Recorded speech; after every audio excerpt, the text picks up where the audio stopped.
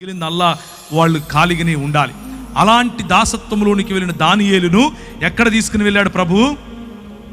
4 గోడల మధ్య మతం కట్టడానికి తీసుకెళ్ళాడా? దాసత్వములో దాసునికి ఏ హక్కు లేని దేశములో రాజుకు బుద్ధి చెప్పడానికి తీసుకెళ్ళాడు. మేనే మేనే టెకేలు ఫార్సిన్ అని చెప్పగలిగాడు. ఎలా చెప్పగలిగాడు? పరిశుద్ధాత్మ శక్తి, పరిశుద్ధాత్మ నింపుదల, పరిశుద్ధాత్ముని యొక్క ప్రేరణ, పరిశుద్ధాత్ముడిచ్చినటువంటి ధైర్యం. కేవలము 4 గోడల మధ్య మాట్లాడుకోవటం కాదు, ప్రపంచములో రాజుల ఎదుట మాట్లాడగలగటం, ప్రపంచములో లోక నాయకుల ఎదుట మాట్లాడగలగటం.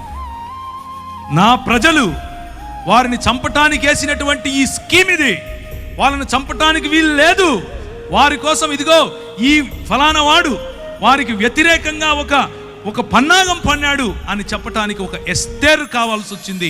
పరిశుద్ధాత్మని శక్తి రాజు ఎదుట నిలబడింది, ధైర్యంగా మాట్లాడింది, వ్యూహంతో ముందుకెళ్ళింది. వ్యూహం ఎక్కడి నుంచి వచ్చింది? పరిశుద్ధాత్ముడు ఇచ్చాడు. లేదండి 4 గోడలు కట్టుకుని లోపలే ఉంటామండి, అక్కడే పరిశుద్ధాత్ముడు వస్తాడండి. రాజు దగ్గరికి ఎలా వస్తాడండి? గవర్నమెంట్ ఉద్యోగం చేసేవాడికి ఎలా వస్తాడండి?